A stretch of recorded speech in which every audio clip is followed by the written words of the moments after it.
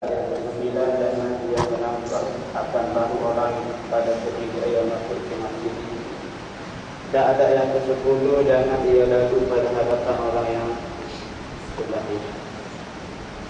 Kita sambung perbincangan kita tentang ada hari Jumaat yang ke-8. Dalam bahasa Indonesia disebut 1, 2, 3, 4, 5, 6, 7, 8 ke 8. Dia terpengaruh dengan bahasa Arab yang saya sebut dulu. Nama 8 dia adalah waw thamaniyah. Wa thamaniyat ayyam usul.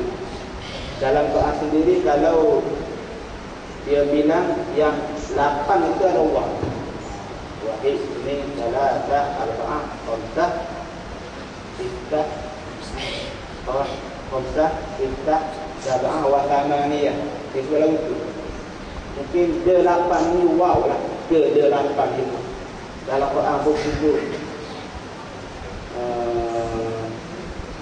abidatun apa?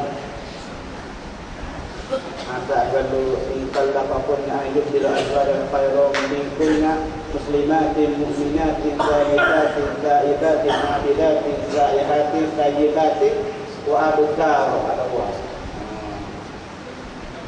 So dia 8. Satu ke 9.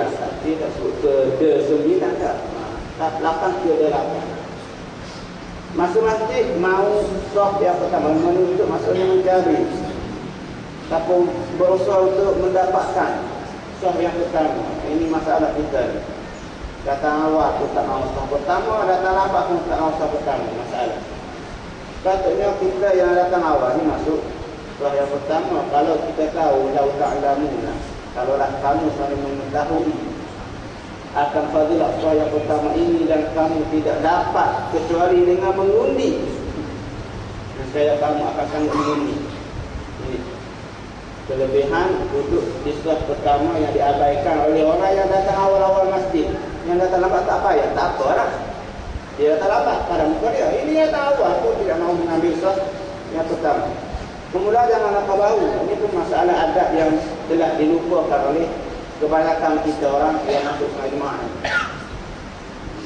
Masalahnya ialah dia datang lambat. Soh di depan masih kosong. Jadi terpaksa lapar bau. Itu tak betul tu.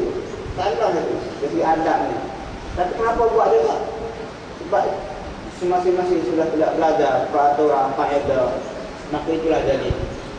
Dah datang awal datanglah masuk soh pertama supaya orang datang lambat tidak merasa bahu kita.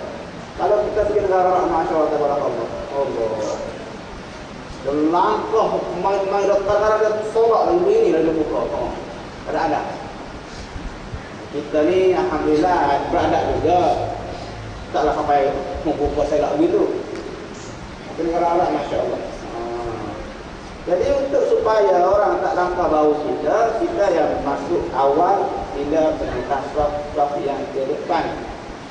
Kalau subuh berbeza di awaluha wa syarru wa akhiruha. Sebab bagi sof laki-laki ini yang depan. So yang pertama-tama ini yang paling buruk yang paling belakang.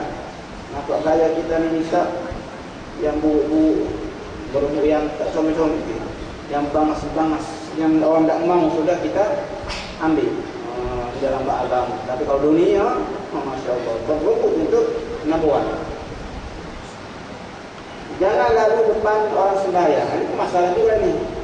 Satu adab yang banyak dilupakan. Kalau kita tahu dosa untuk kita melangkah depan orang sembahyang, ini kita sanggup tunggu lama mana tu. Sebab tu kita solat ini istiqamah sutra. Ini pun satu benda yang tidak dipedulikan oleh kita juga. Tak penghalang. Ini masalah juga ini. Sebab masing-masing tak pandai dan tidak reti, kita tidak belajar. Orang yang sembahyang menggunakan orang itu bahasa lalu bersalah, orang yang lalu bersalah juga, bersalah. Bersalah semua kali. Jangan sembahyang di dekat dengan pintu-pintu orang lalu lalang ini. Kita menjadi share orang berdosa juga. Kita berdosa. Wa ta'awanu 'alal birri wat taqwa wa la ta'awanu 'alal itsmi wal 'udwan. Jangan tolong menolong dalam bab dosa ni, dan pergaduhan. Nak tolong menolong bab bir, kebaikan dan ketakwaan. Kita tahu dah pintu orang lalu dah sembahyang dekat pintu. Jadi macam mana? Oh, nak sakit, nak tengok bola, sakit perut, anak menangis, nak keluar cepat. Masalah. Allah Akbar. Jadi please tolong menolong. Janganlah sembahyang tempat orang lalu lalang. Dan orang yang lalu lalang, kalau tengok sembahyang, kena berhenti, tunggu sampai dah habis sembahyang. Jadi itu antara benda yang banyak berlaku pada hari Jumaat. Bukan Jumaat pun bahaya. Dan ada yang ke-11, sunat ia duduk dekat diwal ni dinding, untuk dekat atau dekat tiang, maka jika tiada mudah ia dekat itu, maka sunat ditaruhkan pada hadapannya. Itu suatu yang menegaskan akan orang yang lalu pada hadapannya. Ini bab masa nak semayang, nak semayang. Bukan cari tiang duduk bergerak. Hari Jumaat ni masjid kita ada tiang dalam masjid ni. Pakat cari tiang tak luar. Sambung tiang. Ini masa nak sembahyang, maksudnya apa sembahyang tu cari yang ada penghadang. Dinding kan? Ataupun tiang. Saripah lah, memanglah. Masjid kita nak saripah saja. Ini kita ni sembahyang tempat terbuka yang tidak ada apa-apa tiang ataupun penghadang. Sabda Nabi sallallahu alaihi wasallam, istatiru fi salatikum walau bisami, fa in ajadta fabsul musalla, fa in ajadta faqut amamaka qattan. Dalam Musnad Ahmad, dinding artinya dinding olehmu pada ketika kamu sembahyang dengan sesuatu pada hadapan kamu, dan jikalau dengan panah sekalipun tak panah, maka jika lemah engkau akan lihat itu, maka engkau tulis kok di garisan pada hadapan kamu. Ada yang ke-12, jangan duduk dalam masjid hingga engkau sembahyang tahiyatul masjid, dan memadalah tahiyatul masjid itu dengan 2 rakaat, dan jangan engkau tinggalkan atas sembahyang tahiyatul masjid itu. Dan kalau pada ketika khatib saja membaca khutbah sekalipun, tapi pada ketika itu jangan dilebih daripada 2 rakaat, dan memadalah tahiyatul masjid itu pada ketika ini dengan niat 2 rakaat rafidhah yang dahulu daripada Jumaat itu. Kata Imam Al-Ghazali dalam Bidayah Hidayah, dan yang terlebih afdal itu bahawa kau sembahyang ke atas tahiyatul masjid pada hari Jumaat itu 4 rakaat dengan 1 salam. Ini pendapat Imam Ghazali. Dan kau baca pada tiap-tiap 1 rakaat pula daripada Fatihah, baca qul huwallahu ahad 50 kali. Tafil khabari man fa'ala dzalika lam yamut hatta yara naqadahu minal jannah aw yura lahu. Artinya maka tersebut dalam hadis Nabi sallallahu alaihi wasallam, itu khabar tu, kita tak kata hadis lagi ni. Tapi saya baca dari terjemahan ni, dalam hadis Nabi sallallahu alaihi wasallam, bahawa siapa yang berbuat akaya dengan itu, buat apa dia? Baca tahiyat sembahyang, tahiyat masjid, baca qul huwallahu ahad 50 kali tu. Nescaya tiada mati ia hingga melihat ia akan tempat kedudukannya dalam syurga atau dilihatkan baginya. Hadis ini hadis Wabid itu tidak satu daripada hadis-hadis yang dhaif. Dan adab yang ke-13, bahawa sunat engkau sembahyangkan pada hari Jumaat itu 4 rakaat yang lain daripada sembahyang tahiyatul masjid yang tersebut itu, dan engkau baca pada rakaat yang kedua dari kemudian daripada Fatihah surah Al-Kahfi.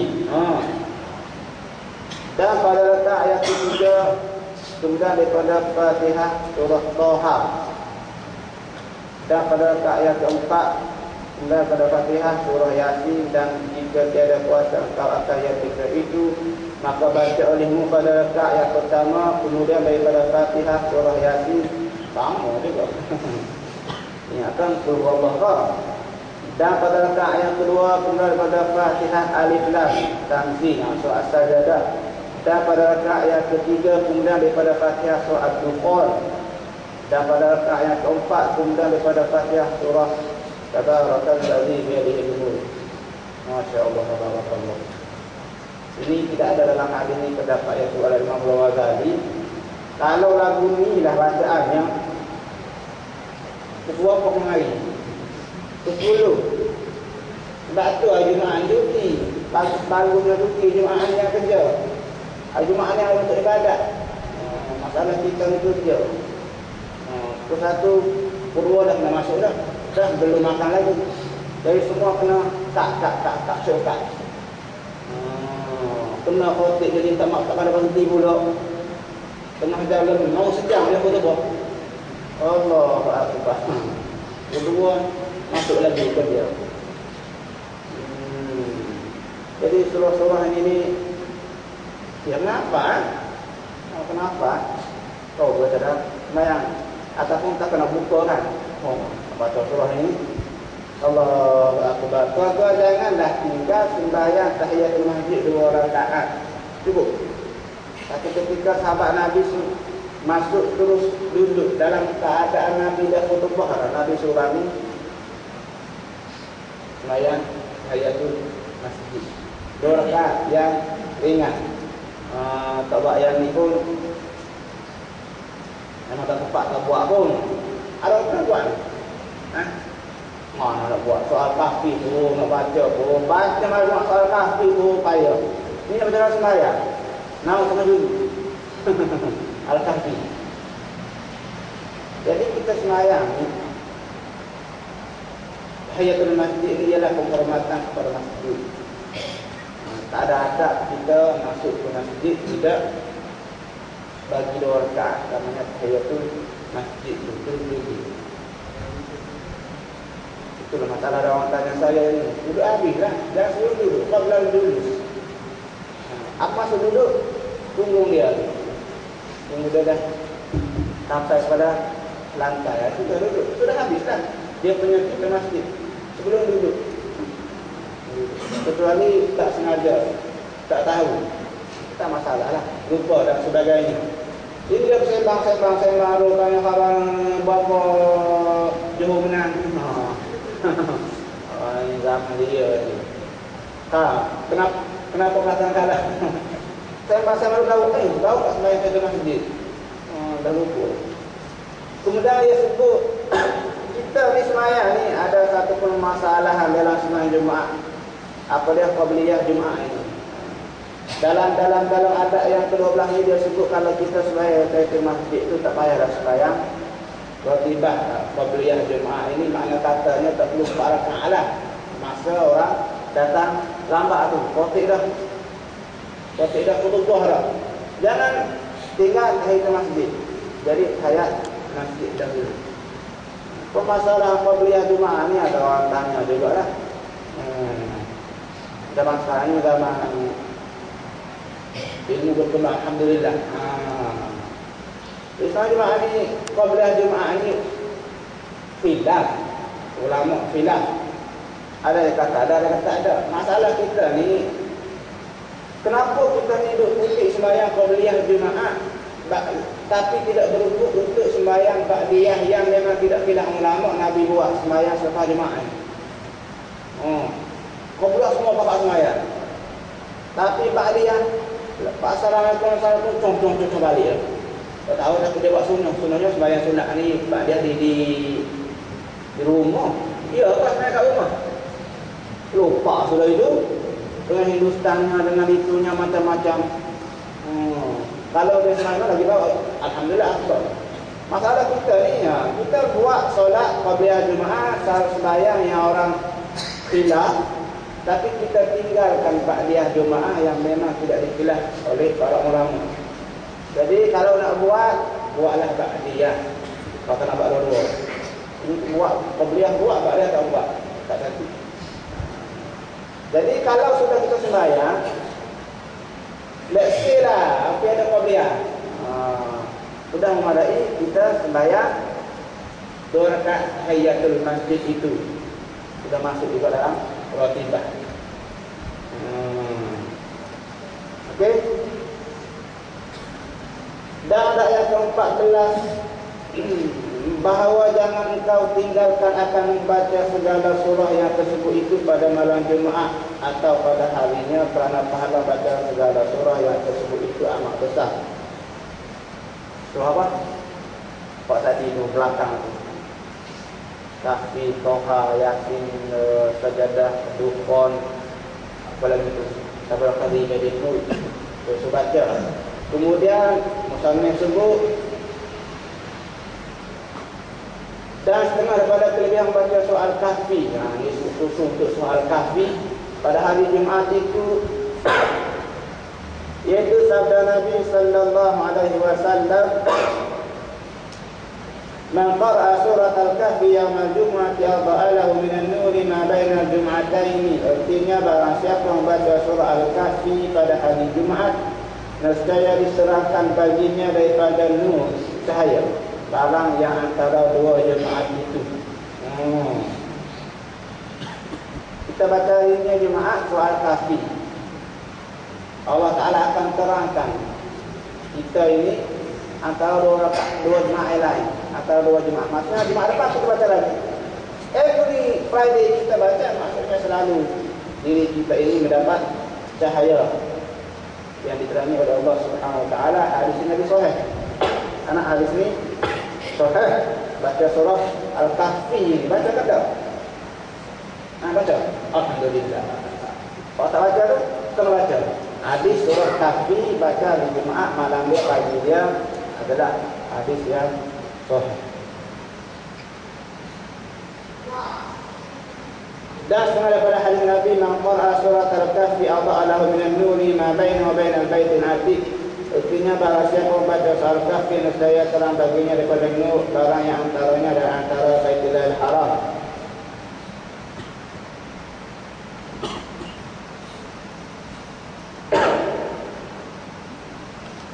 Man qara'a surat al-Kahfi lailatal jum'ati aw yawmal jum'ati utiya nuran min haitsu yuqra' ila Makkah wa wasalahu ila yaumil jum'ati al-ukhra wa jara bi fadli 3 ayami wa salla 'alaihi 70,000 malakin hatta yasbaha wa ufiya min ad-da'i wal tabila wa dhatil jambi wal barasi wal judami wa fitnatil dajjali.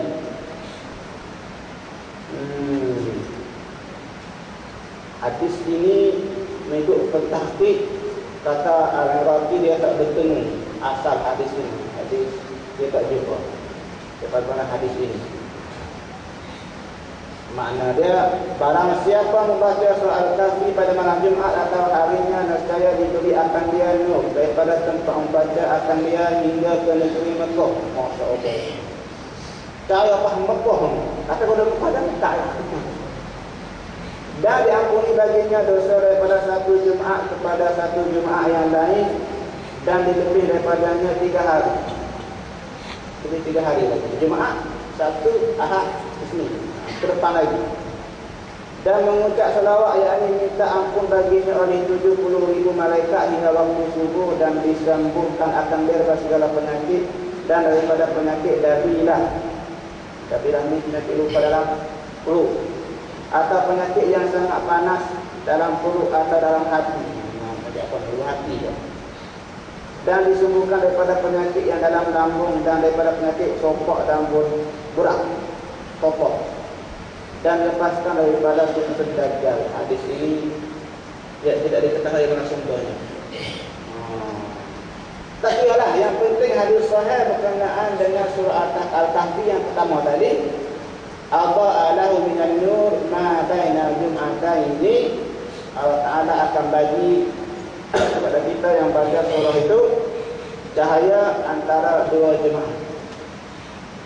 Yang pentingnya cahaya baca surah Al-Kahfi.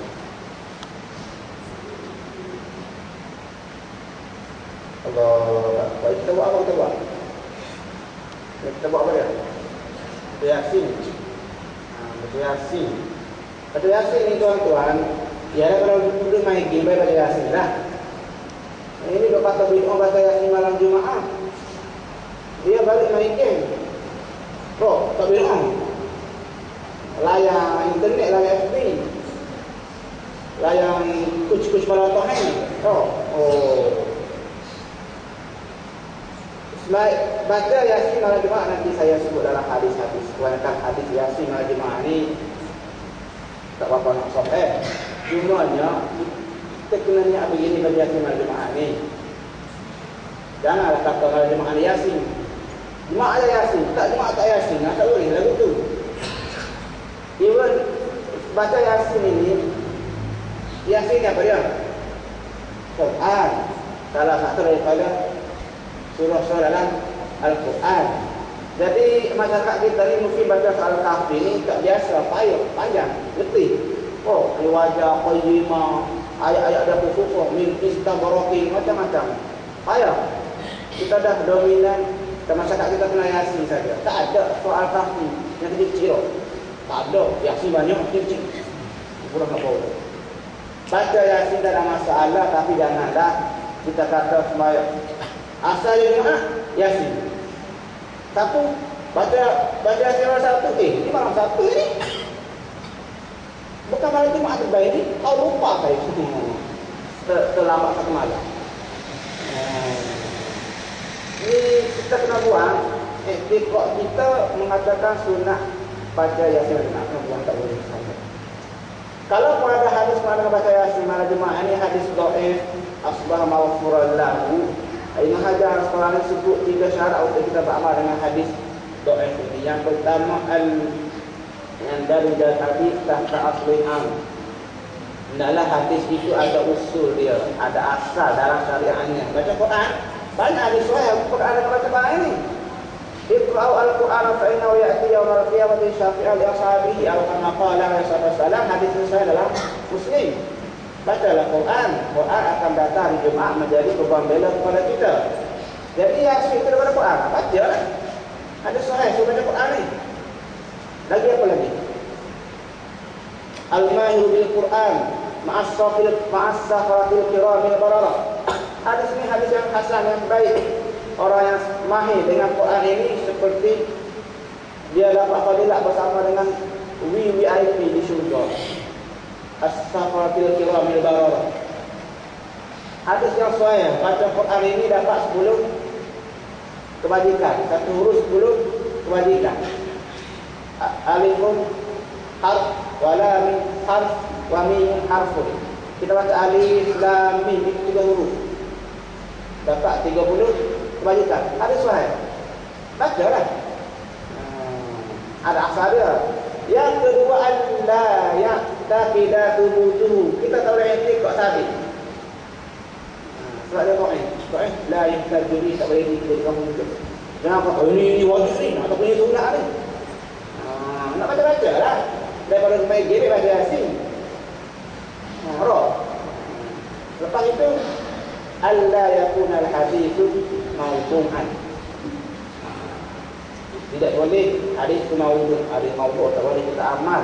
Boleh kita pelajari untuk kita biwai orang hadis maudhu' ini. Tak. Jadi nak baca, kalau boleh bukalah. Buka apa? Buka ni istilah bahaya nanti. Saya baca abang punya motor tak nak tukar. Tukar lah motor. Tukar apa? Tukar ninja. Bau sedap. Mandi. Hujan tak basah. Tukarlah surah Al-Kahfi. Saya pergi ceramah doa yang lepas di Masjid Membatu malam. Kita situlah anak ajar. Dia kata kami dah tukar dah. Tukar pula ni. Kami baca Al-Kahfi selang sendiri dengan Yasin malam Jumaat. Malam ni Jumaat, malam Jumaat ni Yasin, malam Jumaat depan Kahfi kita tukar. Dia ada ke arah bertukar tu. Nanti kalau terus Al-Kahfi kita terkejut. Boleh juga kalau kita buat kat sini. Atau buat 2 kali. Buat 2. Yasin dulu baca Al-Kahfi.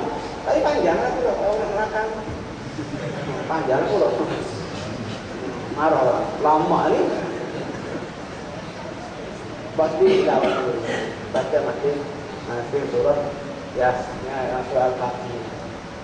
Bagi saya lah. Baca lah nak baca. Dah kalau main laptop, baca lah Yasin pun. Baca lah. Jangan yang tekok. Benda tu nak ada suara. Allah.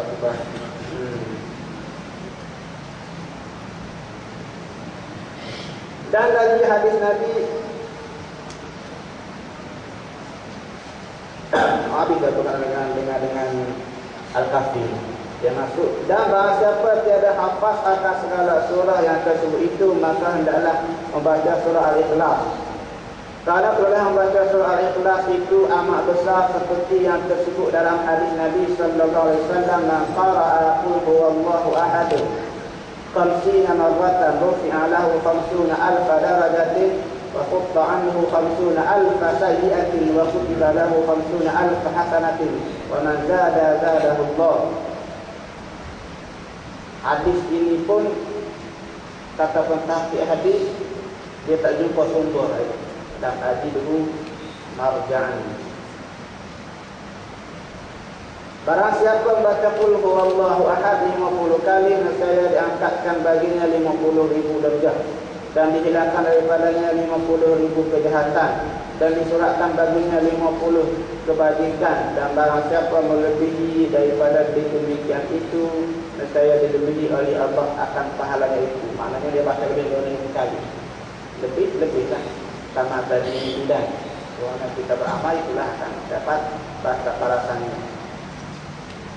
Dan lagi hadis Nabi sallallahu alaihi wasallam, "Man qara'a qul huwallahu ahad 3 marratin ujila bi qira'atil wahyi kullihi wa man qara'aha 30 marratan lam yafdulhu ahadun min ahli dunya illa man zada 'ala ma qala wa man qara'aha 200 marrah uskina minal firdausi maskana yardahu wa man qara'a hina yadkhulu manzilahu 3 marratin nafat anhul faqra wa nafa'atil jara." Artinya barang siapa baca qul huwallahu ahad 3 kali, nescaya menyamai dengan membaca Quran sekaliannya. Dan barang siapa membaca akan dia 30 kali, nescaya tiada melebih akan dia oleh seorang daripada isi dunia, melainkan seorang yang melebih atas bacaannya itu. Dan barang siapa membaca akan dia 200 kali, nescaya diberi tempat kediaman daripada syurga yang bernama Firdaus, akan tempat kediaman yang disukainya. Dan barang siapa membaca akan dia pada ketika masuk rumah 3 kali, nescaya hilang daripada papar dan memberi manfaat. Ia akan sekampung, satu kampung dapat manfaat.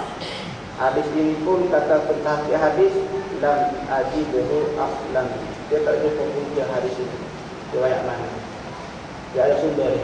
Wallahu a'lam. Cuma ya hadis Nabi sallallahu alaihi wasallam, "Man qara'a qul huwallahu ahad marratan fa ka'annama qara'a thulutsal al-Qur'an." Hadis ini sahih. Sesiapa yang baca qul huwallahu ahad sekali, maka seolah-olah membaca sepertiga Al-Quran. Hadis ini sanad dia sahih. Jadi tuan-tuan, Nabi kata Quran qul huwallahu ini 1/3 Quran. Baca sekali maknanya 10 juzuk lah. Baca 3 kali, khatam 1 Quran. Jangan pula kita tak baca Quran. Baca Quran kali syukur. Aku dah khatam lagi ni. Allah. Janganlah. Benda lain nak banyak, tasri, nak lagi Datuk Seri, nak juga, tu pun nak juga.